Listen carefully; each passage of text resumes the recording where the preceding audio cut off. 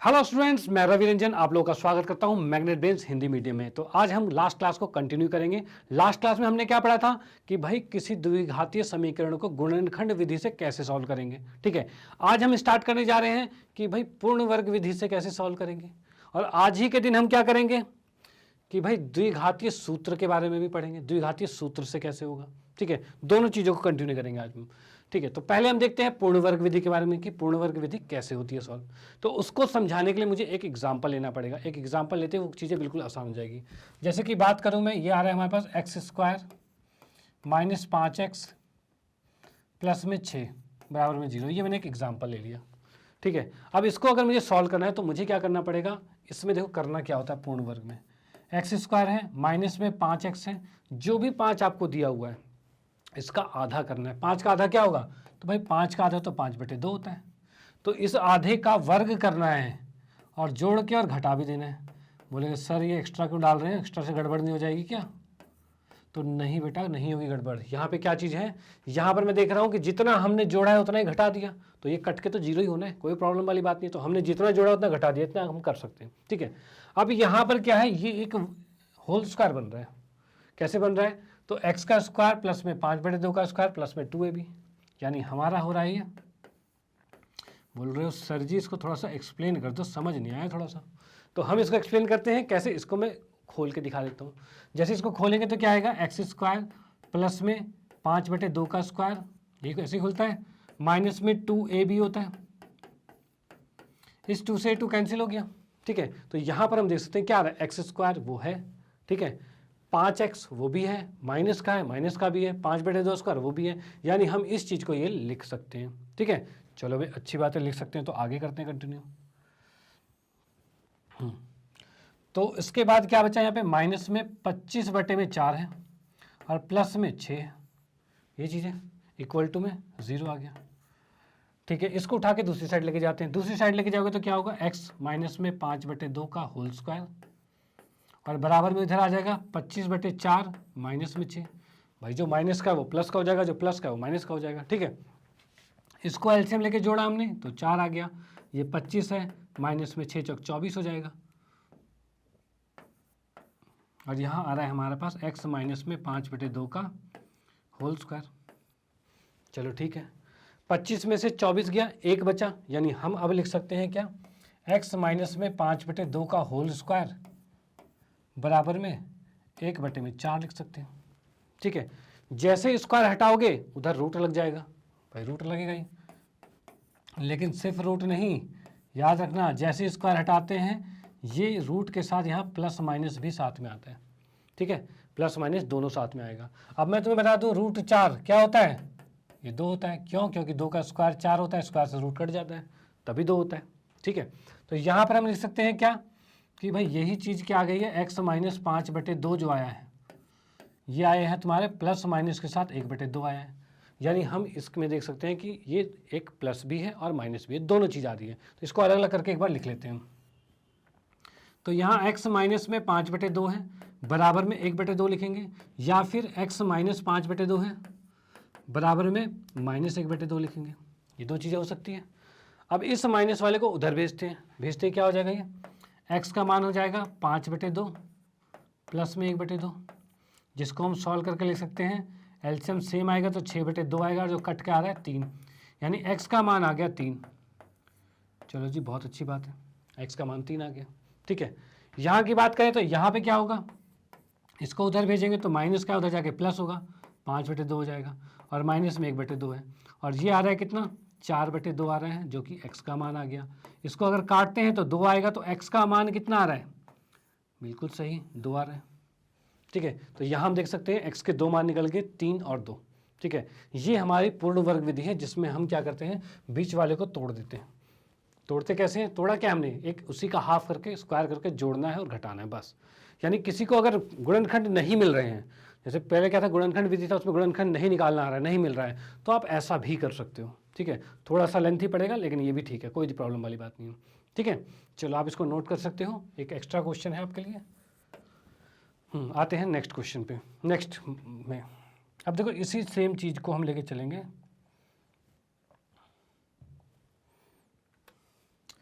Next है हमारे पास द्विघातीय सूत्र की बात करता हूँ। ये कैसा सूत्र है और ये इससे कैसा निकलेगा। तो द्विघातीय सूत्र की बात बताऊँ कि कोई भी इक्वेशन जो होती है वो किस फॉर्म में होती है, ax² प्लस में bx प्लस में c इक्वल टू 0, यही होती है इक्वेशन। ठीक है, अब मुझे उसको द्विघातीय सूत्र के अनुसार करना है, तो उसके लिए हमारे पास सूत्र क्या है, x अगर निकालना है तो उसके लिए सूत्र हो जाएगा -b plus minus under root में b² माइनस 4ac अपॉन में 2a, इसके बटे में 2 है। ये एक सूत्र है जो आपको याद रखना पड़ेगा और उससे कोई भी क्वेश्चन फटाफट निकल जाएगा, कोई दिक्कत नहीं, फटाफट निकल जाएगा। फॉर एग्जांपल अभी जो हमने क्वेश्चन किया था कौन सा था, x² माइनस में 5x और प्लस में 6 बराबर में 0। ठीक है, ये चीज़ें दे रखी थी। अब यहाँ पर देख सकते हैं भाई, ये जो आया है इसको हम इस फॉर्मूले से करेंगे तो पहले हमें ABC तो पता होना चाहिए, ABC है क्या।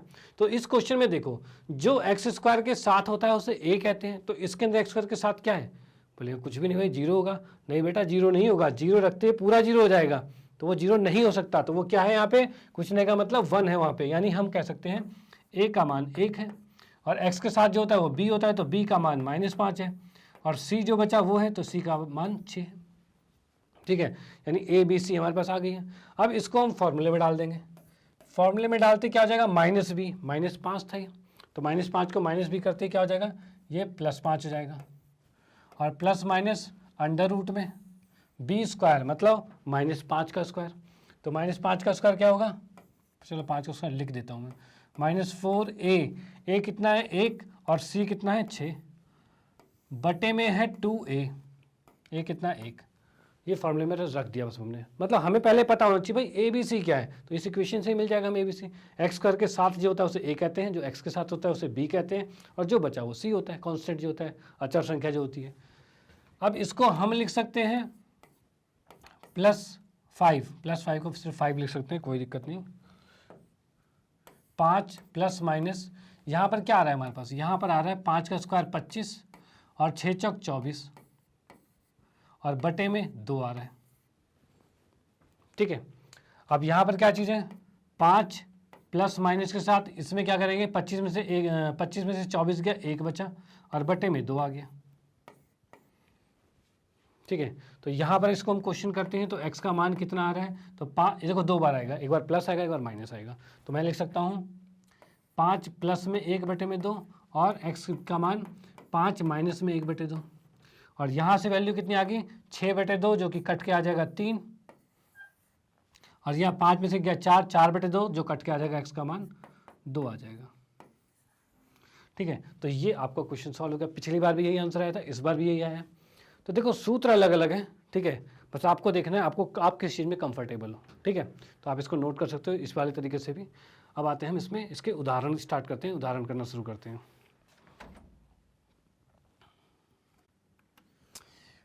तो हम आते हैं उदाहरण नंबर 7 पे। तो उदाहरण नंबर 7 में क्या कह रहे हैं, इसमें कह रहा है कि उदाहरण 3 को करना है। उदाहरण 3 है क्या, तो वो ये है कि भाई इस द्विघातीय समीकरण को पूर्ण वर्ग विधि से करना है। ठीक है, उदाहरण 3 में यही था। तो हम क्या करते हैं, इसको लिख लेते हैं एक बार, 2x² माइनस 5x और प्लस में 3 बराबर में 0, ये चीज़ आ गया। ठीक है, अब इसको देखते हैं भाई, पूर्ण वर्ग विधि में क्या करना था हमें, पहला काम x² को अकेला रखना है, वो उसके साथ कोई भी नहीं होना चाहिए। ठीक है, तो पहले हम इसको क्या करेंगे, 2 से भाग करेंगे, तो 2 से भाग करेंगे तो ये 2 से भाग करते यानी दोनों तरफ 2 से भाग कर देंगे, तो 2 से भाग करते ये सिर्फ x² बचेगा। इसको क्या करेंगे, ये 5 बटे 2 हो जाएगा और ये 3 बटे 2 हो जाएगा और इस साइड क्या हो जाएगा, 0 बटे 2 हो जाएगा और 0 बटे 2 क्या होता है, 0 ही होता है, कोई दिक्कत वाली बात नहीं है। चलो भाई, अब जो भी x के हमने पूर्ण वर्ग विधि के बारे में क्या कहा था, ये तो 0 ही हो गया, तो इसको 0 लिख देता हूँ मैं। जो पूर्ण वर्ग विधि में क्या किया था, जो x के साथ होता था, ठीक है, x का जो गुणांक होता था उसका आधा करके वर्ग करके जोड़ते और घटाते थे, तो वही काम इसमें भी करेंगे हम। ये आ गया हमारे पास, इसके साथ हम करते हैं 5 बटे 2 का आधा कैसे करेंगे, तो नीचे 2 से गुना, ये 5 बटे 4 हो गया इसका वर्ग और माइनस में सेम चीज और प्लस में 3 बटे 2, ये चीज़ आ गई हमारी।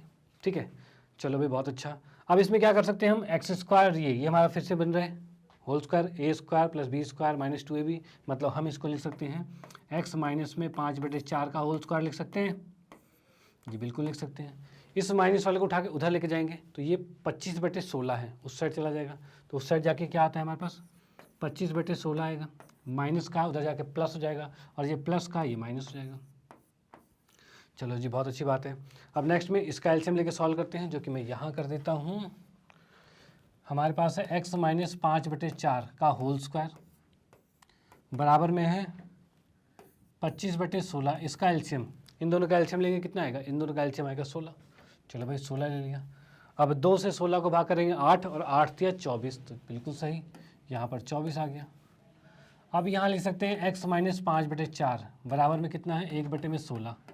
यहाँ पे वर्ग था, यहाँ पे स्क्वायर था, ठीक है। स्क्वायर जैसे ही हटाओगे आप तो यहाँ रूट लग जाएगा और वो भी प्लस माइनस के साथ, ठीक है। और बात करो रूट 16, रूट 16 क्या होता है, तो रूट 16 की बात करें ये होता है 1/4, क्योंकि हमें मालूम है, क्या मालूम है, रूट 16 को हम लिख सकते हैं 4 का वर्ग का 16, वर्ग से रूट कट जाएगा, यानी रूट 16 क्या आ रहा है 4 आ रहा है, तो ठीक है ये लिख दिया। अब ये प्लस माइनस के साथ है, यहाँ से x का मान निकालेंगे तो क्या आ रहा है, ये उधर जाके प्लस हो जाएगा 5/4 प्लस में 1/4, और यहाँ पे x का मान हो जाएगा 5/4 माइनस में 1/4, ये चीज़ हो जाएगी। अब यहाँ से हम x निकालेंगे तो क्या हो जाएगा 4 और 6 आ रहा है, x निकालेंगे तो 4 और 4 आ रहा है, ठीक है, ये चीज़ें आ रही हैं। अब इसको हम काटते हैं तो 2 दूनी 4, 2 तिया 6, यानी x का मान कितना आ रहा है 3/2, और यहाँ से अगर काटेंगे x से x कट गया और x का मान कितना आ जाएगा 1 आ जाएगा, यानी x के 2 मान आ गए हमारे पास 3/4 और x का मान 1 आ गया। ये हमारा आ गया पूर्ण वर्ग विधि से सॉल्व हो गया, ठीक है। चलो भाई आते हैं नेक्स्ट क्वेश्चन पे। अब क्या है, पूर्ण वर्ग बनाने की विधि से समीकरण इसके मूल ज्ञात कीजिए, मतलब इसके भी समीकरण के मूल ज्ञात करने हैं भाई पूर्ण वर्ग विधि से। तो फिर से वही चीज़ क्या है हमारे पास 5x² माइनस 6x माइनस 2 बराबर में 0, यही चीज़ है। पहला काम x² के साथ जो भी है उसको हटाओ, तो कैसे हटाएंगे, तो भाई 5 है तो 5 से पूरे को भाग कर दो, पूरे को 5 से भाग किया तो ऐसा कुछ कर दिया, यही हो जाएगा, ठीक है। इस 5 से 5 कट गया तो ये हट गया x², बाकी जो बचा उसको रहने दो। अब देखो जो x के साथ होता है, x के साथ क्या है 6/5 है, तो x के साथ 6/5 है तो उसका आधा करना है, तो आधा कैसे करोगे, तो 6/5 का आधा मतलब नीचे जो भी है उसको 2 से गुना कर दो, वो आधा हो जाएगा। तो हम लिख सकते हैं 6/10, तो भाई 6/10 का वर्ग हो गया और माइनस में 6/10 का वर्ग हो गया। भाई जो भी जोड़ना है उतना घटाना ही पड़ेगा, ठीक है, जो भी जोड़ना है उतना घटाना ही पड़ेगा, भाई बराबर तो रखना है, ये कट के कोई इफेक्ट ना पड़े इस पर। चलो, और उसके बाद क्या है 2/5 है बराबर में 0, ठीक है। तो यहाँ पर हम देख सकते हैं a² plus b² minus 2ab फिर से बन रहा है, तो हम यहाँ लिख सकते हैं ये आ रहा है x माइनस में 6/10 का होल स्क्वायर, ये आ रहा है और इस चीज़ को उठा के दूसरी साइड लेके जाएंगे तो माइनस में उधर जाके प्लस में हो जाएगा, तो उधर जाके प्लस में क्या होगा 6/10 का होल स्क्वायर होगा, प्लस में 2/5 होगा। यहाँ हम देख सकते हैं कुछ कट रहा है, क्या 2 तिया 6 2 पंचे 10 काट ही देते हैं, छोटा हो जाएगा। यहाँ भी हो रहा है 2 तिया 6 2 पंचे 10 काट ही देते हैं, ठीक है। अब यहाँ से हम देख सकते हैं ये लिखा है x माइनस में 3/5, और यहाँ पर क्या आ रहा है 3 का वर्ग 9 आएगा, यानी ये आ रहा है 9/25 प्लस में 2/5, ये आ रहा है। अब इसको हम एलसीएम लेके जोड़ेंगे,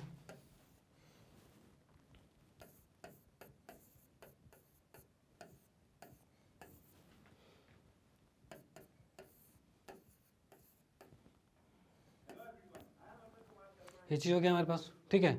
अब यहाँ से हम देख सकते हैं स्क्वायर जैसे ही हटाएंगे, स्क्वायर हटाते यहाँ पर आ रहा है हमारे पास 3/5, स्क्वायर हटाते यहाँ पर रूट आएगा जो कि आएगा 11/25, और ये प्लस माइनस के साथ आएगा, ठीक है।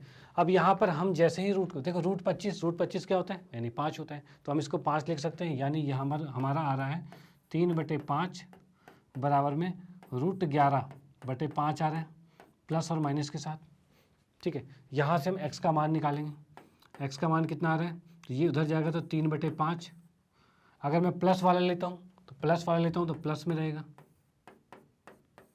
और अगर मैं माइनस वाला लेता हूँ तो माइनस में रहेगा। ठीक है, यानी x का मान कितना आ गया है 3 प्लस में √11/5। एक तो ये मान आ गया है, और यहाँ पर क्या है x का मान आ गया है 5 नीचे लिख दिया हमने, 3 माइनस में √11 ये आ गया। ठीक है, तो यहाँ पर हम देख सकते हैं x के 2 मान आ चुके हैं और इसको हमने क्या पूर्ण वर्ग विधि से। ठीक है, चलो भाई इसको नोट कर लो, हम आते हैं फिर नेक्स्ट क्वेश्चन पे।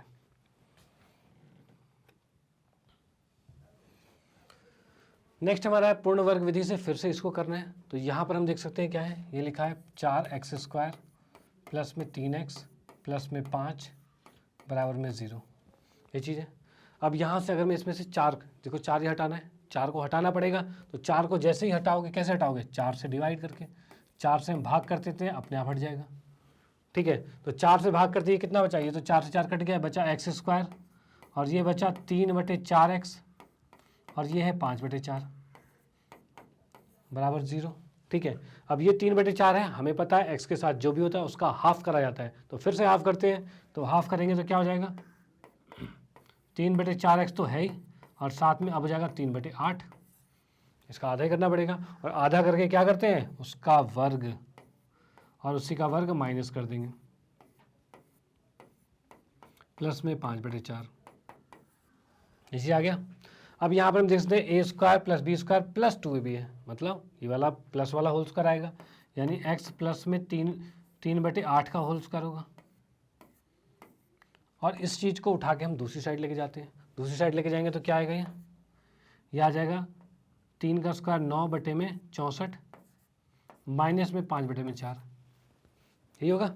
चलो भाई ठीक है, अब इसको आते हैं नेक्स्ट साइड में कर देता हूँ मैं। 3/8 का वर्ग,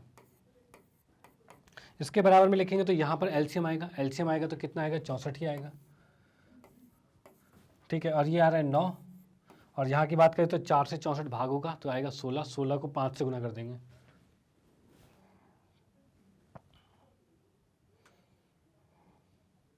16×5 = 80, ये आ रहा है हमारे पास। ठीक है, तो 16×5 = 80 आ रहा है। तो यहाँ की बात करें तो यहाँ पे हमारे पास आ रहा है माइनस में 71/64, और ये आ रहा है हमारे पास x प्लस में 3/8 का वर्ग। जैसे स्क्वायर हटाएंगे इधर रूट लगेगा, तो यहाँ हम देख सकते हैं ये हमारा आ रहा है नेगेटिव में 71/64। और तुम्हें बता दूं कभी भी नेगेटिव में आंसर नहीं आ सकता। ठीक है, नेगेटिव में कभी आंसर नहीं आएगा, तो मतलब यहाँ पर क्या है, जैसे मैंने स्क्वायर को यहाँ पर रखा है तो यहाँ पर मैं कह सकता हूँ कि नेगेटिव में आंसर कभी नहीं आ सकता रूट में, ये नंबर रियल नंबर होता ही नहीं है। तो हमारा इसमें क्या कह सकते हो, इसमें x का कोई मान नहीं लिखेगा, तो हम इसमें कहेंगे कोई वास्तविक इसका मूल नहीं निकाला जा सकता। ठीक है, तो इसमें आ जाएगा कोई वास्तविक मूल नहीं निकाला जा सकता, क्योंकि रूट में नेगेटिव आ गया। ठीक है, आप नोट कर सकते हो। आगे आते हैं नेक्स्ट क्वेश्चन पे।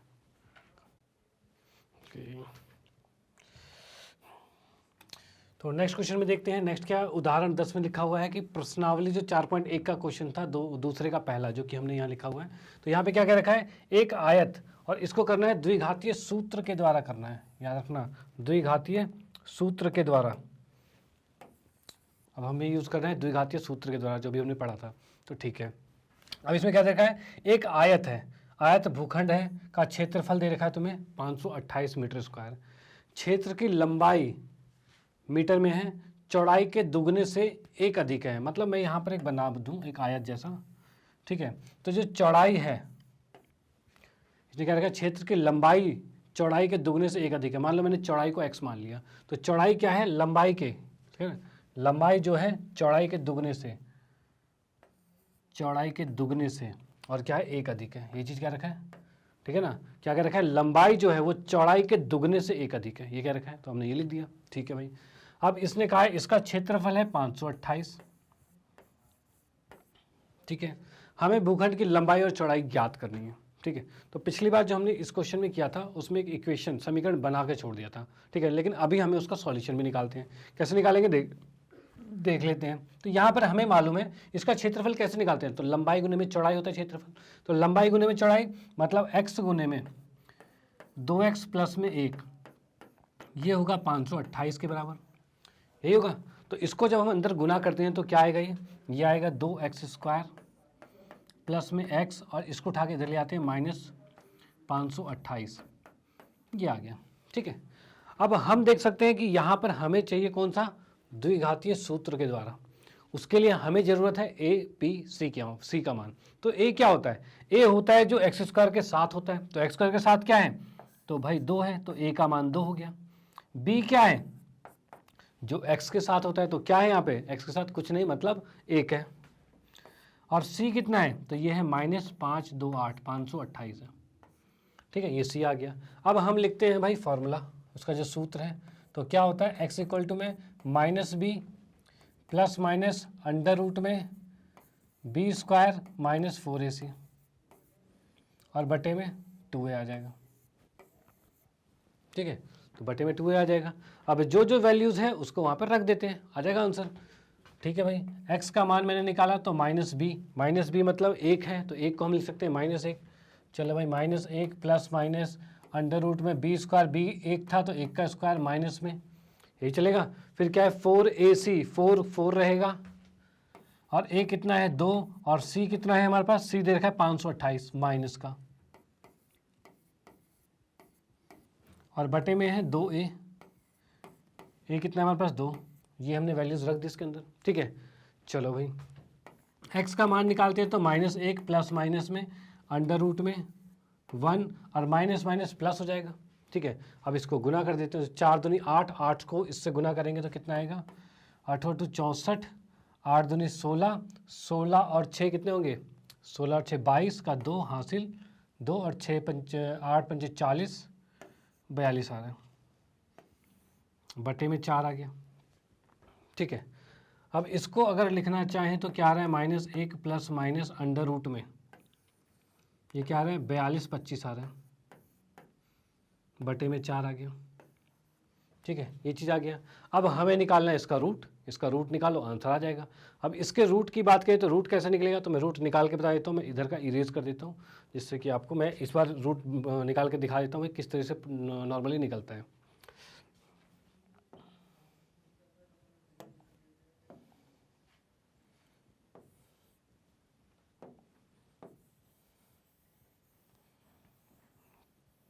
तो यहाँ पर हमने देखा हुआ है, इसको कुछ इस तरह से करते थे, जो आपने शायद 8वीं क्लास में भी पढ़ा होगा, रूट निकालने का तरीका। तो भाई इसमें 2 2 के पेयर बनते थे, पीछे से 2 का, फिर 2 का पेयर बनेगा। अब इसमें क्या है, 6 6 36 आएगा, ऊपर से आया कितना 6 आ गया, ऊपर से आ गया 25। अब यहाँ से क्या आएगा, 6 और 6 जुड़ता है और ये 12 आ जाता है। ठीक है, 12 आ गया। अब यहाँ पर हम क्या कर रहे हैं, किससे करें, तो मुझे करना है 625 आया तो 5 से गुना करेंगे। अगर यहाँ 5 है तो 5 से ही करना पड़ेगा गुना, तो यहाँ भी 5 लेना पड़ेगा। तो 25 पंचे 625 होता है, बिल्कुल कट रहा है, हो रहा है, यानी कि ये किसका स्क्वायर आ रहा है, 65 का आ रहा है। तो यहाँ से हम कह सकते हैं ये कितना आ रहा है, -1 प्लस माइनस 65 बटे में 4, ये आंसर आएगा। ये किसका, x का मान आ रहा है। तो ये तरीका है आपको रूट निकालने का। अगर कुछ बड़ी संख्या आ जाए तो ये हो जाएगा, बाकी 25 से 30 तक तो आपको याद होने चाहिए। ठीक है, चलो भाई इसको मैं इरेज करके इसका आंसर पर्टिकुलरली इस साइड लिख देता हूँ मैं।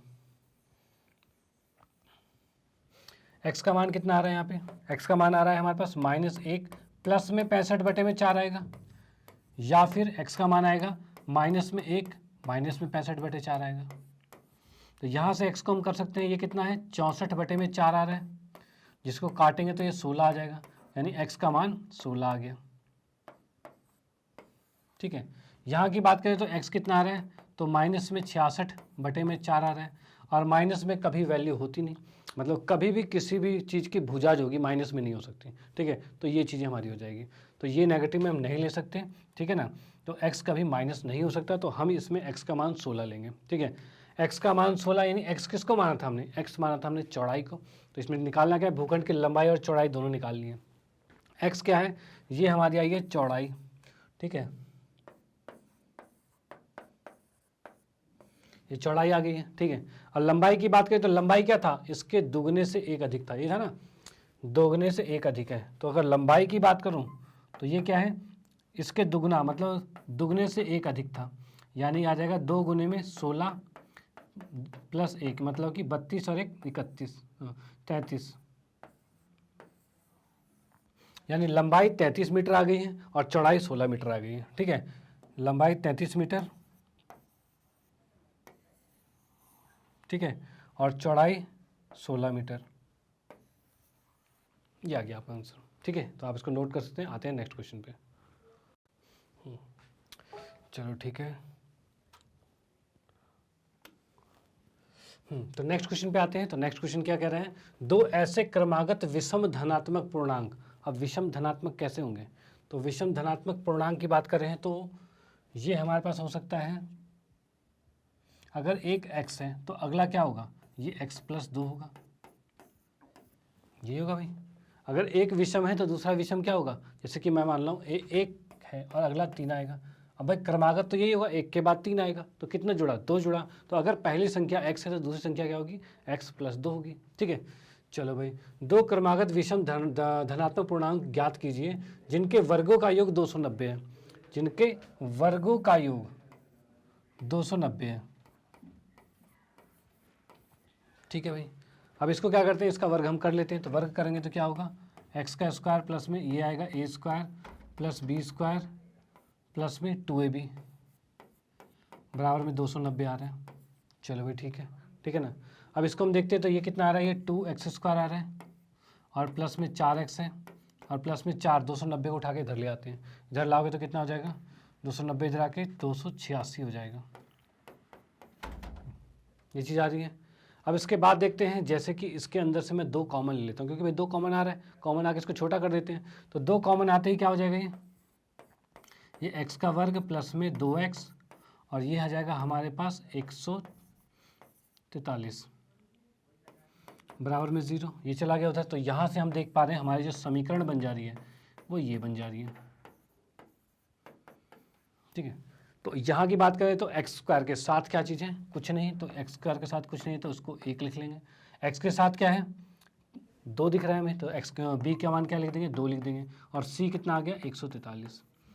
ठीक है, तो अब ए बी सी हमारे पास आ चुका है। तो अब हम क्या करेंगे, अब लिखेंगे हम द्विघातीय सूत्र लिखेंगे।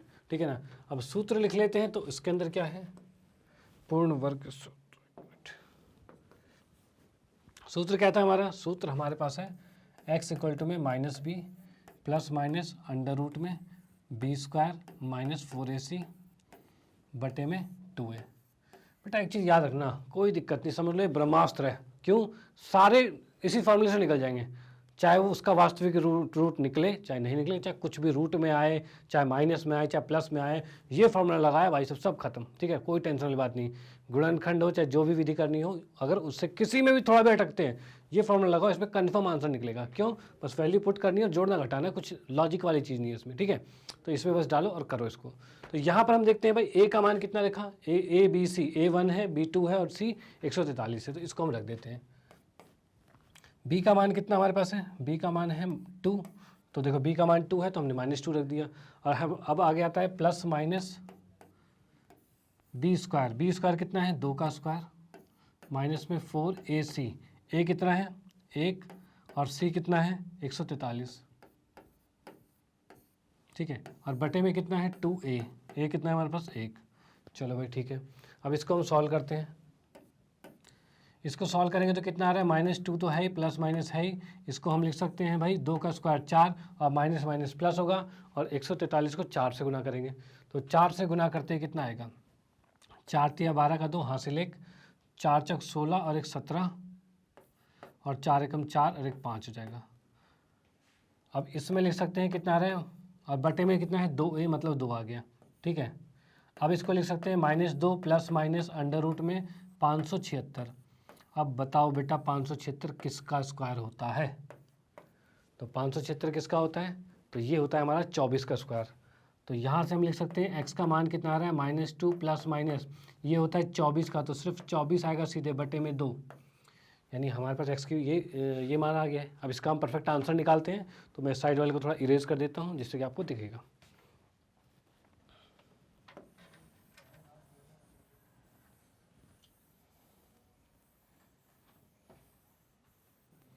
तो यहाँ से हम देख सकते हैं x का मान कितना आ रहा है,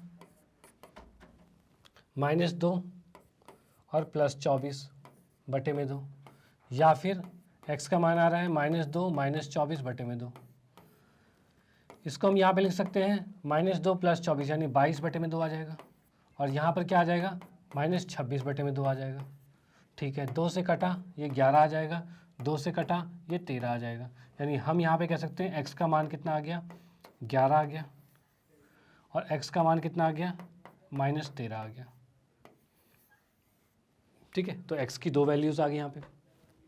तो यहाँ पर देखो माइनस में तो लेना नहीं है क्योंकि इसने कहा है धनात्मक पूर्णांक मतलब पॉजिटिव नंबर, तो माइनस वाला नहीं लेना, तो हमें ये लेना है नेगेटिव वाला नंबर। तो x का मान 11 आ गया, तो यानी वो 2 नंबर कौन कौन से हो गए, तो वो 2 क्रमागत नंबर हमारे हैं 11 और अगला होगा 13। ये इसका आंसर है। ठीक है, तो ये हमारा इसका आंसर हो गया। आते हैं हम नेक्स्ट क्वेश्चन पे। चलो भाई उदाहरण 12 की बात करते हैं।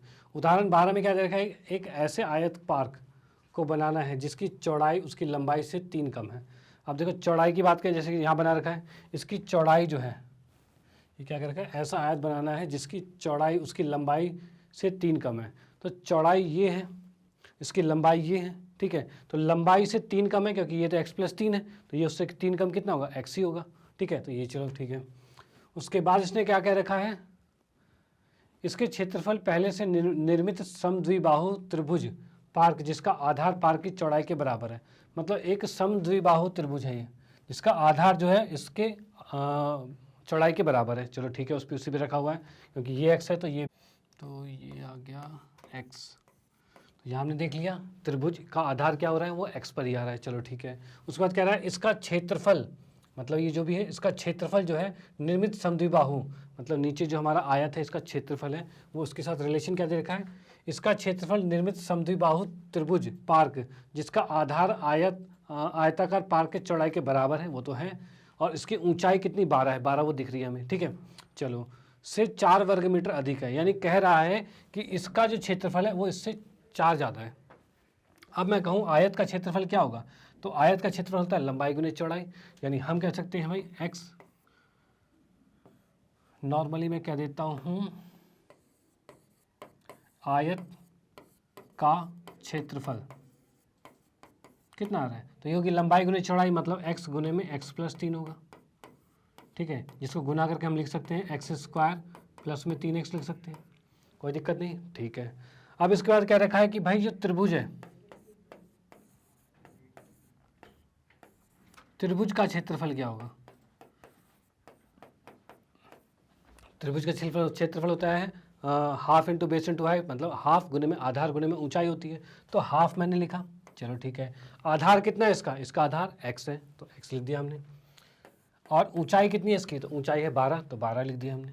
तो 2 से हमने इसको काट दिया और ये 6 आ गया, यानी आंसर आ रहा है 6x। ठीक है, तो ये 6x आ गया। चलो जी बहुत बढ़िया।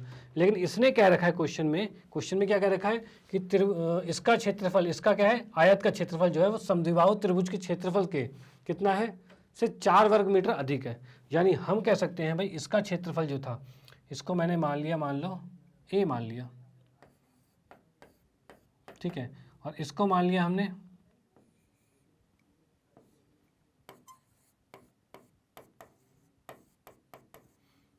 इसको छोटा a मान लिया कि भाई इसका क्षेत्रफल बड़ा a है, इसका क्षेत्रफल छोटा a है। ठीक है, तो इसने क्या रखा है कि जो बड़ा a है यानी आयत का क्षेत्रफल है वो छोटे a से 4 ज़्यादा है। यानी क्या रखा है भाई, जो है वो लिख देते हैं x² प्लस में 3x वो किसके बराबर होगा, तो x के मतलब 6x के और 4 के बराबर है। ठीक है, चलो भाई इसको उठा के इधर ले आते हैं, इधर लाते क्या हो जाएगा, ये 6 इधर जाके माइनस हो जाएगा, मतलब बन गया x² माइनस में 3x माइनस में 4 बराबर में 0। ये चीज़ आ गई हमारी।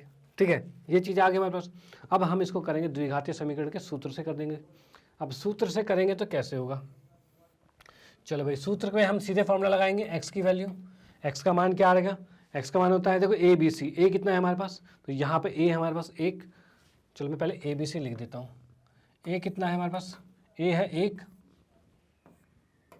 b कितना आ रहा है तो -3, और c कितना आ रहा है तो ये है -4।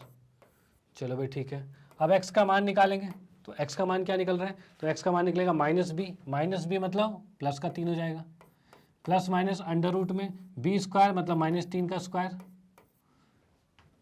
माइनस में 4AC 4A और C कितना है -4, ये चीज़ें आ रही है, ठीक है। और बटे में क्या होता है 2A। चलो भाई, तो x का मान कितना आ रहा है 3 प्लस माइनस अंडर रूट में 3 का स्क्वायर 9 होता है और -4 प्लस 16 हो गया, बटे में 2A और A का मान कितना है, A का मान हमें दे रखा है 1 यानी 2 आ गया, ठीक है। तो x का मान कितना निकलेगा, तो ये 3 प्लस माइनस ये आ रहा है 25 बटे में 2 आ गया। चलो भाई, बहुत अच्छी बात है।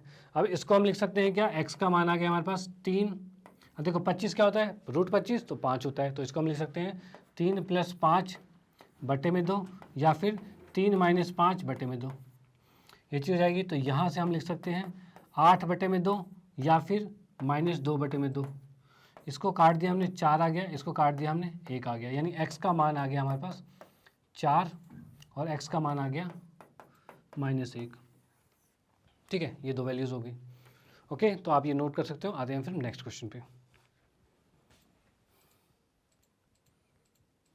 और क्या क्या चीज़ कहा है इसने, आयत की लंबाई, आयत पार की लंबाई और चौड़ाई याद कीजिए। तो ये क्या निकला, ये तो चौड़ाई निकली है। अब लंबाई देखो, चौड़ाई कभी नेगेटिव में नहीं हो सकती, इसकी चौड़ाई कभी माइनस में नहीं हो सकती, तो चौड़ाई को हमें 4 ही लेना पड़ेगा। और अगर चौड़ाई 4 है, अगर चौड़ाई 4 है तो इसकी लंबाई कितनी होगी, तो इसकी लंबाई हो जाएगी x + 3 मतलब 4 बटे प्लस 3 होगा, जो कि आ जाएगा 7, ठीक है। तो इसकी लंबाई 7 हो जाएगी, ये हो गया इसका आंसर। चलो अब आते हैं नेक्स्ट क्वेश्चन पे।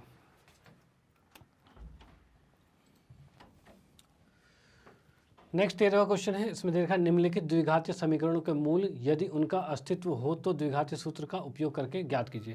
देखो अस्तित्व के बारे में तो बताऊं, अस्तित्व मतलब क्या है कि वो उसका आंसर निकाला जा सकता है कि नहीं निकाला जा सकता। तो एक चीज़ याद रखना कि जो हम फार्मूला देख रहे हैं x बराबर में क्या है हमारे पास -b plus minus under root में b² - 4ac बटे में 2a, ये चीज़ दे रखा है, ठीक है ना। अगर कभी भी कोई भी वैल्यू रूट में नेगेटिव में आती है, कोई भी आंसर रूट में नेगेटिव में आता है, तो ये क्या होता है, इसका कोई अस्तित्व नहीं होता। यानी बोल रहा है उनका अस्तित्व हो तो निकालना है उसका आंसर, अगर उसका अस्तित्व नहीं होता, कब, जब रूट में कभी नेगेटिव आता है। यानी कहा जाए कि ये वैल्यू कभी भी, यानी b² - 4ac ये कभी भी 0 से छोटा नहीं हो सकता, ठीक है। ये कभी भी 0 से छोटी नहीं हो सकती। अगर ये 0 से छोटी हो गई तो उसका अस्तित्व ही नहीं होगा और आंसर हम नहीं निकाल सकते, ठीक है ना। उसका कोई भी वास्तविक रूट मूल नहीं निकाला जा सकता, ठीक है। तो हमें चेक करना है भाई, अगर इसका मूल निकल रहा है तो ही आंसर निकालो, अदरवाइज नहीं निकालना, ठीक है।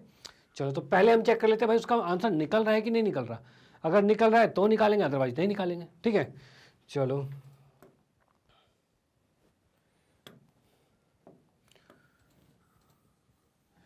यहाँ पर देख लेते हैं, इसमें a कितना है हमारे पास, a हमारे पास है 3, b कितना है -5 और c कितना है 2 है, ठीक है। तो यहाँ से हम देखते हैं, पहले हम निकाल लेते हैं b² - 4ac, यही निकाल लेते हैं। जो भी आंसर आएगा उसको डायरेक्ट पुट कर देंगे वहाँ पे, ठीक है भाई। इसमें b कितना है, b हमारे पास दे रखा है -5, माइनस में 4, a कितना है 3 और c कितना है 2।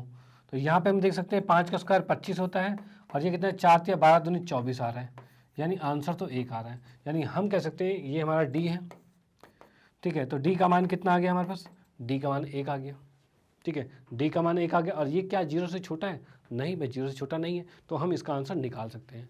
अब इस क्वेश्चन में हम आंसर निकालना चाहें तो क्या होगा, x बराबर में क्या होगा -b कितना है, b कितना है हमारे पास -5, तो यहाँ हमारे पास आ जाएगा -5 प्लस माइनस के साथ उसकी वैल्यू तो पूरी निकाल दी हमने 1, तो यहाँ पर आ जाएगा √1 और बटे में कितना है 2a, 2 गुने में 3, यानी हमारे पास आंसर कितना आ रहा है 5 प्लस में 1 बटे में 6, यानी 6 बटे में 6 और ये कट के आंसर आ जाएगा 1, यानी x का मान आ गया 1 आ गया, ठीक है।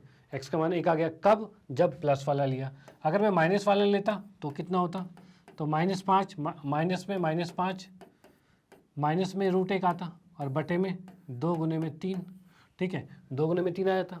और इसके बाद हम आगे चलते हैं तो कितना हो जाएगा x 5 माइनस में 1 बटे में 6 होता, यानी x का मान आ जाता 4 बटे में 6, जिसे हम लिख सकते हैं 2 बटे में 3। यानी यहाँ से x का मान कितना आया था 2/3 आता है, यानी हम कह सकते हैं इस x के दो आंसर निकल गए, जो दो कौन कौन से, एक है और एक है 2/3। ठीक है, चलो आप इसको नोट कर सकते हो। उसके बाद हम आते हैं नेक्स्ट क्वेश्चन पे।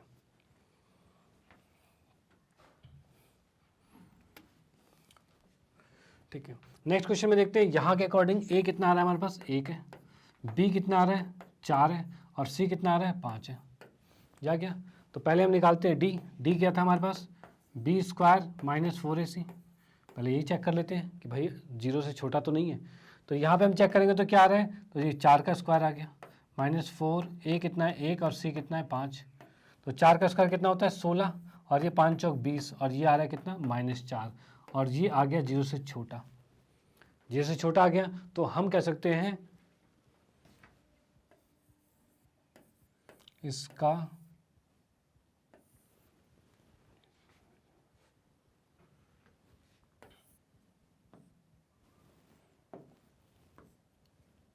इसके मूल का कोई अस्तित्व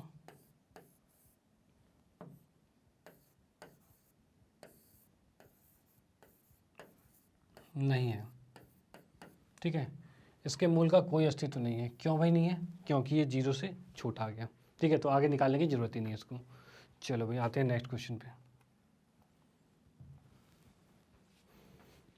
नेक्स्ट क्वेश्चन में फिर से हमारे पास है a का मान कितना है 2, b का मान कितना है -2√2, और c का मान कितना है 1। फिर से हम चेक कर लेते हैं इसमें d। अब भाई d का चेक करने में क्या है, d चेक करने में क्या हो जाएगा, यहाँ पर b मतलब -2√2 का स्क्वायर, ये था ना हमारे पास,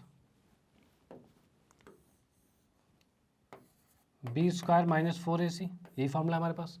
तो इसमें हम लिख सकते हैं b कितना -2√2 का वर्ग माइनस में 4 गुने में a गुने में c, ये आएगा।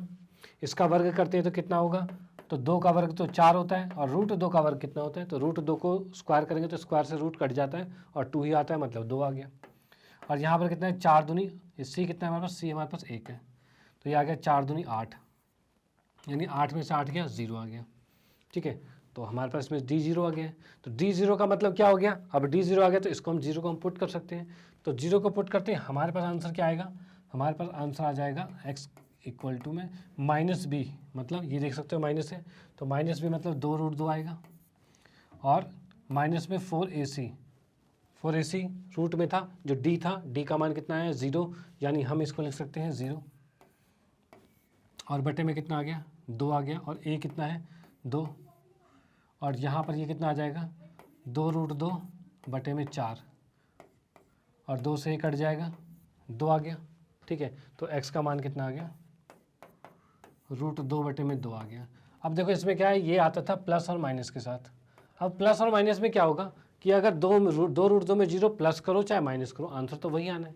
यानी अगर मैं इसको माइनस लेके चलता हूँ और अगेन यहाँ पर मैं प्लस लेके चलता हूँ अलग दूसरा वाला,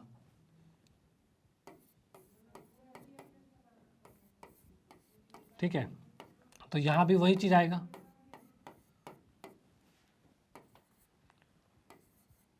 ठीक है, तो ये आ गया, यानी इसका आंसर भी यही आएगा। यानी अगर d0 आता है, अगर d0 आता है तो उसमें क्या हो रहा है, एक समान मूल आएंगे। मूल क्या रहे, एक समान आएंगे, यानी इसका आंसर सेम आ जाएगा। ठीक है, चलो आप इसको नोट कर सकते हो। ठीक है, अब आते हैं नेक्स्ट क्वेश्चन पे। तो नेक्स्ट हमारा क्या है, तो नेक्स्ट में देखा निम्न समीकरणों के मूल ज्ञात करने हैं। फिर से अब मूल ज्ञात करना है तो इसमें हम क्या कर सकते हैं, देखो क्या दे रखा है, इसमें बटे में दे रखा भाई, इसमें तो द्विघातीय समीकरण है ही नहीं। तो हम क्या करेंगे, इसको पहले सॉल्व करेंगे भाई, द्विघातीय समीकरण बनाएंगे। इसे कैसे बनेगा ये, तो भाई इसमें क्या है, इसका एलसीएम x आ रहा है, ये x इससे गुना होगा तो ये x² हो गया, बन गया द्विघातीय। ठीक है, इस x को इधर गुना कर देते हैं तो कितना हो जाएगा, x² प्लस में 1 बराबर में 3x। इसको उठा के इधर ले आते हैं तो क्या हो गया, x² इधर आके -3x प्लस में 1 बराबर में 0। ये चीज़ आ गई हमारे पास। चलो ठीक है, अब इसके मूल ज्ञात करेंगे। तो मूल के लिए सबसे पहले a निकालो, a कितना है 1, b कितना है -3, और c कितना है 1 आ गया।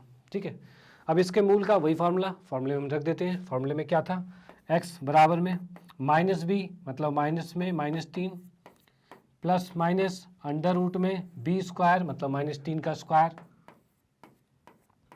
माइनस में 4ac, ए कितना है 1 और सी कितना है 1 और बटे में कितना आ रहा है 2a, ये आएगा। तो माइनस का माइनस करेंगे तो ये प्लस हो जाएगा, तो यहाँ पर हम देख सकते हैं x का मान आ गया है 3 आ गया और प्लस माइनस आ गया और यहाँ पर -3 का स्क्वायर कितना होगा 9 हो जाएगा, 9 आ गया और यहाँ पर क्या है 4 एकम 4, 4 ही आ रहे हैं यहाँ पे, तो यहाँ पर हम कह सकते हैं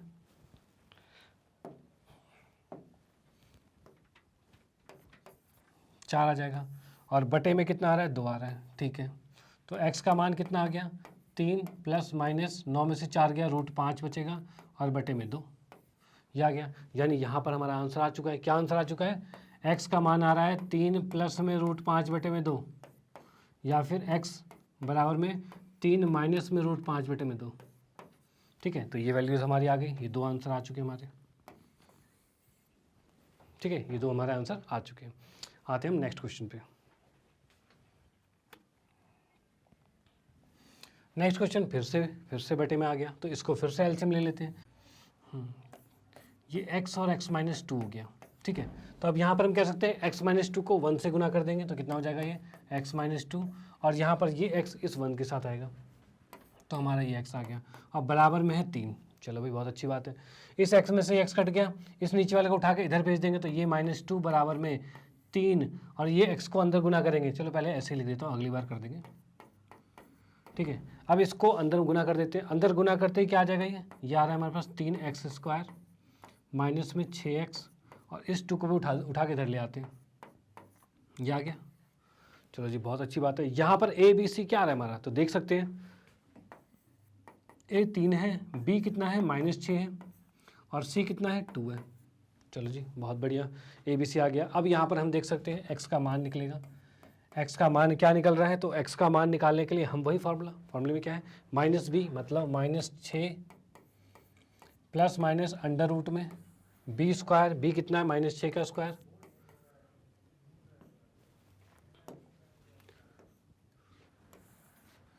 -6 का स्क्वायर माइनस में 4ac, a कितना है हमारे पास 3 और c कितना है 2। चलो भाई ठीक है, और बटे में कितना आ रहा है, बटे में आ रहा है 2a, तो बटे में 2a मतलब 2 गुने में 3 कर देंगे। तो यहाँ पर हमारे पास आ सकता है माइनस ये 6 प्लस का आ जाएगा, प्लस माइनस में इसका स्क्वायर करेंगे तो 36 आ जाएगा और 4 × 12 दूनी 24 आ जाएगा, बटे में 6 आ गया। ठीक है, अब यहाँ से हम देख सकते हैं 6 प्लस माइनस 36 में से 24 गया यानी √12 आ गया। ठीक है, ये √12 आ गया। अब नीचे देख सकते हैं हम 6। अब यहाँ पर क्या है, ये 6 है प्लस माइनस है √12, इसको क्या लिख सकते हैं 4 × 12 हो जाएगा। यानी देखो √12 जो लिखा है इसको लिख सकते हैं क्या, √12 को हम 4 गुने में 3 लिख सकते हैं और 4 को लिख सकते हैं 2, तो यानी ये हो जाएगा 2√3 भी लिख सकते हैं। ये किसको √12 को 2√3 लिख सकते हैं, तो यहाँ पर मैं लिख सकता हूँ ये आ गया 2√3 बटे में 6। यानी अब हमारा जो x का आंसर आ रहा है वो क्या आ रहा है 6 प्लस में 2√3 बटे या फिर 6 माइनस में 2√3 बटे में 6। ठीक है, ये चीज़ आ गया। अगर मैं यहाँ से 2 कॉमन लेके काटता हूँ तो भी हमारा आंसर आ जाएगा। तो चलो इतना नोट कर लीजिए, फिर मैं आखिरी स्टेप एक बार लिख के दिखा देता हूँ मैं। चलो ठीक है,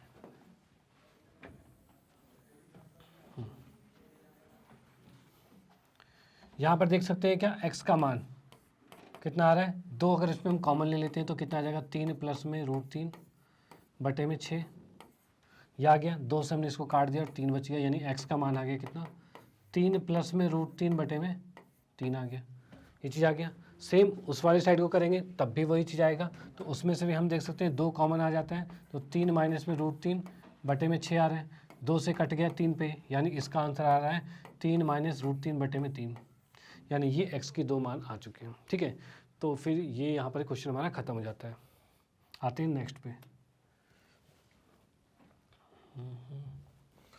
ओके, तो नेक्स्ट की बात करते हैं। तो एक मोटर बोट, इसमें क्या है एक मोटर बोट है जिसकी स्थिर जल में चाल 18 किलोमीटर प्रति घंटे है, बहुत अच्छी है। 24 किलोमीटर धारा के प्रतिकूल जाने में वही दूरी धारा के अनुकूल जाने में 1 घंटा अधिक लेती है। ठीक है, अब प्रतिकूल और अनुकूल क्या है? ठीक है, अनुकूल मतलब धारा के साथ चल रहे हैं, प्रतिकूल मतलब धारा के विरुद्ध चल रहे हैं। और जाहिर सी बात है, धारा के विरुद्ध आप चलोगे तो भाई स्पीड कम हो जाएगी। चलो भाई, अच्छी बात है, आपकी स्पीड कम हो जाएगी। ठीक है, धारा के विरुद्ध चलोगे तो स्पीड कम, धारा के साथ साथ चलोगे तो स्पीड बढ़ जाएगी। चलो, इसमें यहाँ क्या देखा है कि स्थिर जल में, स्थिर जल की बात की जाए तो स्थिर जल में स्पीड कितनी है? स्पीड मतलब कि चाल की बात कर रहे हैं यहाँ पे। इधर देखिए 18 किलोमीटर पर आवर। ठीक है, और क्या है, 24 किलोमीटर धारा जानी है, तो ये तो इसकी स्पीड हो गई, यानी कि हम इसको कह सकते हैं ये हमारे पास ये स्पीड मतलब एस आ गया ये। ठीक है, अब 24 किलोमीटर जाना है धारा के विरुद्ध। अगर मैं मान लूँ कि ये एस जो है स्पीड किस में है? स्थिर जल में है। अगर मैं मान लूँ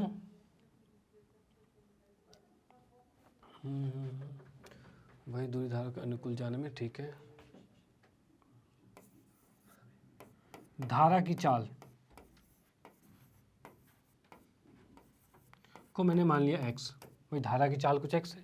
ठीक है ना, अब धारा की चाल भी तो कुछ होगी, भाई हम कहीं जा रहे हैं इस स्पीड से, भाई जा रहे हैं किससे? 18 किलोमीटर प्रति घंटे की स्पीड से। धारा की भी कुछ चाल होगी जो हमें रोक रहा होगा। ठीक है, चलो भाई ये भी ठीक है, तो यहाँ पर आ गया।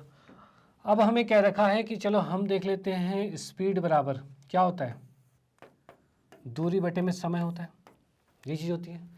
अगर पहली बात करते हैं धारा के अनुकूल जाने में, अनुकूल जाने में और धारा के प्रतिकूल जाने में, दोनों चीज़ें। ठीक है, प्रतिकूल जाने में और वही दूरी अनुकूल जाने में 1 घंटे का समय अधिक लगता है। मतलब मैं बात करूं तो यहाँ से हम क्या करते हैं, टाइम वाला निकाल लेते हैं, मतलब टाइम बराबर में स्पीड आ गया। ठीक है, तो यहाँ पे हम बात करूं कि पहले का जो टाइम लग रहा था, मतलब धारा के प्रतिकूल का जो टाइम लग रहा था, प्रतिकूल का मतलब t1 कर दिया, और धारा के अनुकूल लग रहा था मतलब t2 लग गया। बराबर में कितना है भाई, इसमें डिफरेंस कितना आ रहा है? 1 घंटे का डिफरेंस आ रहा है, तो 1 घंटा लिख दिया हमने। ठीक है, अब t1 की बात करें, t1 क्या है? t1 होता है दूरी बटे में समय। दूरी कितनी जानी है? 24 किलोमीटर। तो हम कर सकते हैं इसी को, t1 को 24 बटे में, अब ये क्या है? धारा के प्रतिकूल जा रहा है, प्रतिकूल मतलब धारा के विरुद्ध जा रहा है। विरुद्ध जाएगा तो क्या हो जाएगा भाई? स्पीड कम हो जाएगी, तो स्पीड में से x कम हो जाएगा। स्पीड कितनी थी? 18, तो 18 में से x कम हो जाएगा। अब यहाँ पे बात करें तो सेम 24 किलोमीटर जा रहा है और धारा के अनुकूल जा रहा है। ठीक है, अनुकूल जाएगा तो कितना होगा भाई? स्पीड बढ़ जाएगी, यानी x जुड़ जाएगा उसमें, और इक्वल टू में 1 घंटा लग रहा है। ये चीज़ हो गया। तो यहाँ हम देख सकते हैं एक समीकरण तैयार हो गया, लेकिन ये द्विघातीय दिख तो रहा नहीं रहा, लेकिन जब हम इसको एलसीएम लेके करेंगे तो ये द्विघातीय दिख जाएगा। चलो इसको हम आगे देख लेते हैं। मैं एक बार दोबारा तुम्हें बता देता हूँ क्या चीज़ हुआ है इसमें। इसमें हुआ क्या है कि कोई बोट है वो पानी में धारा के साथ चल रही है और धारा के विरुद्ध आ रही है, तो साथ चलेगी तो स्पीड उसकी कम हो जाएगी, मतलब बढ़ जाएगी, और पानी के विरुद्ध चलेगी तो स्पीड घट जाएगी। तो वही चीज़ यहाँ पे हुआ है। क्या चीज़ हुआ है कि भाई स्पीड बढ़ाई और घटाई है। स्पीड देखो घट गई, क्यों? क्योंकि वो प्रतिकूल जा रहा था, विरुद्ध जा रहा था, और अनुकूल जा रहा था तो भी स्पीड बढ़ गई है। ठीक है, distance upon time, distance upon speed, और डिस्टेंस बटे स्पीड वही चीज़ थी। और दोनों टाइम का डिफरेंस 1 दे रखा है, ये हमें कह रखा है भाई 1 घंटे का अंतर आ रहा है, तो उससे हमने ये बना दिया है। उसके बाद आते हैं हम यहाँ पे, इसमें लेंगे एलसीएम।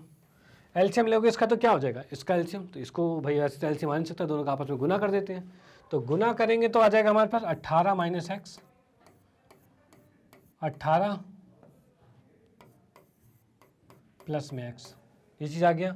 अब इसको क्या करते हैं, इसको गुना करके इधर भी देखो, 24 को हम कॉमन ले लेते हैं। 24 को कॉमन ले लेंगे तो ज़्यादा आसान हो जाएगा, तो भाई 24 को मैंने कॉमन ले लिया। ठीक है, तो अब यहाँ बचेगा 1 और 1, तो ये इधर चला जाएगा और ये इधर चला जाएगा, यानी हम कह सकते हैं यहाँ पे 18 प्लस एक्स और माइनस में 18 माइनस एक्स, यही होगा। और बराबर में कितना है? 1 है। चलो ठीक है, अब यहाँ से हम देख सकते हैं क्या चीज़, इस 24 को उठा के नीचे लेके जा सकते हो वहाँ पे, तो वहाँ भी लेके जा सकते हैं। पहले अभी यही रहने देते हैं, जरूरत पड़ेगी तो ले जाएंगे। 18 प्लस में एक्स माइनस में 18 प्लस में एक्स, ठीक है, और बटे में ए स्क्वायर, ए माइनस बी, ए प्लस बी क्या होता है? ये होता है हमारा ए स्क्वायर माइनस बी स्क्वायर। चलो भाई, ये आगे 18 का स्क्वायर माइनस में एक्स का स्क्वायर, बराबर में 1 आ रहा है। ठीक है, यहाँ हम देख सकते हैं 18 से 18 कैंसिल, ये x और x 2x हो गया, और 2x को 24 से गुना करेंगे तो ये 48x हो जाएगा, ये। ठीक है, 48x हो गया ये। अब यहाँ पे देखते हैं नीचे हो गया 18 का स्क्वायर माइनस में x का स्क्वायर, 18 का स्क्वायर क्या होता है, तो ये हो जाएगा आपका 324 और माइनस में एक्स स्क्वायर है और बराबर में 1 आ रहा है। ठीक है, तो ये हमारी चीज़ आ गई। अब नीचे वाले को उठा के इस साइड भेज देंगे, तो नीचे वाले को उठा के इस साइड भेजेंगे तो क्या होगा, 48x बराबर में 324 माइनस में एक्स स्क्वायर, और इसको जब उठा के इधर लाते हैं तो कितना आएगा, ये आ जाएगा हमारे पास एक्स स्क्वायर प्लस में 48x माइनस में 324, ये आ जाएगा तुम्हारे पास। ठीक है, ये चीज़ आ गई। चलो जी, बहुत बढ़िया। अब इसमें हम देख सकते हैं, इसमें लगाएंगे फिर से वही फार्मूला। ठीक है, वही फार्मूला द्विघातीय समीकरण का फार्मूला, जिसके अकॉर्डिंग हमें पता होना चाहिए ए कितना है, 1 है, और बी कितना है, 48 है, और सी कितना है, 324 माइनस का। ये चीज़ आ गई है। चलो मैं साइड में यहाँ इरेज कर देता हूँ, फिर आप देख सकते हो।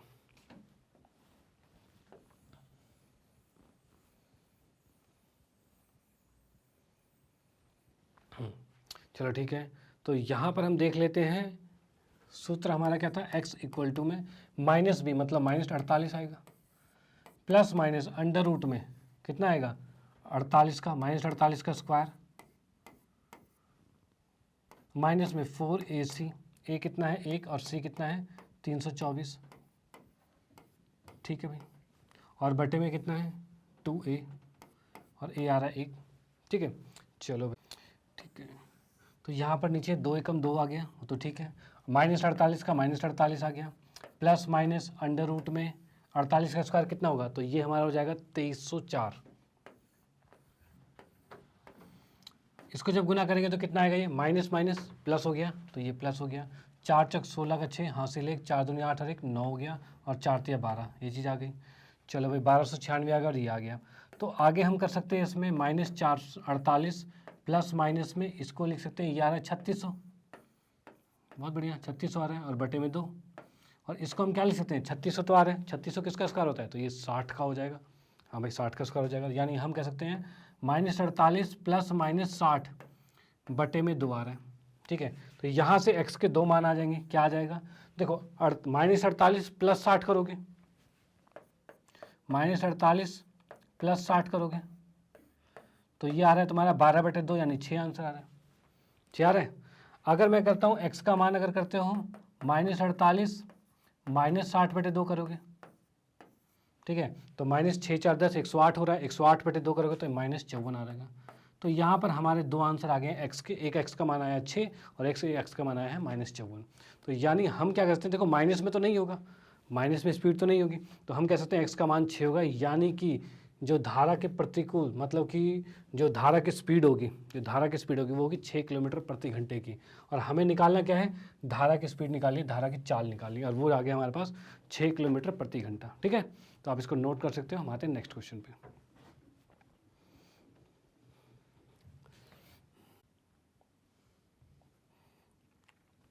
ओके, तो आज हमने पढ़ा है पूर्ण वर्ग विधि कंप्लीट कर लिया, और हमने साथ साथ में आज क्या पढ़ लिया है, तो हमने आज पढ़ा है पूर्ण वर्ग विधि कंप्लीट कर लिया, और हमने द्विघातीय समीकरण के सूत्र को देख लिया, इन दोनों चीज़ के क्वेश्चंस, इन दोनों जो है फॉर्मूले हैं, इन दोनों तरीके हैं, उनके क्वेश्चंस को कंप्लीट कर लिया है। कि कौन से उदाहरण, इसमें एनसीईआरटी के जितने भी उदाहरण हैं सबको हमने कंप्लीट कर लिया, और साथ में कंसेप्ट को भी क्लियर कर लिया है। तो इसकी प्रैक्टिस करनी जरूरी है आपके लिए। ठीक है, तो इसकी प्रैक्टिस कर लें, और नेक्स्ट क्लास में हम क्या करेंगे, नेक्स्ट क्लास में इसकी एक्सरसाइज को पूरी कंप्लीट करेंगे। तो बाकी मैं आपको बताना चाहता हूँ कि मैग्नेट ब्रेन्स हिंदी मीडियम एक ऐसा प्लेटफॉर्म है जिसमें आप देख सकते हो कि 100% मुफ्त क्या है, 6ठी से 12वीं तक ऑनलाइन क्लासेस आपको दी जाएगी, और ये बहुत बेस्ट रहेगी। और आप इसको देखिए, अपने दोस्तों को सजेस्ट कीजिए, अपने क्लासमेट और रिश्तेदारों में भी बता सकते हैं, और अच्छा लगा तो लाइक कीजिए, सब्सक्राइब कीजिए। Thank you.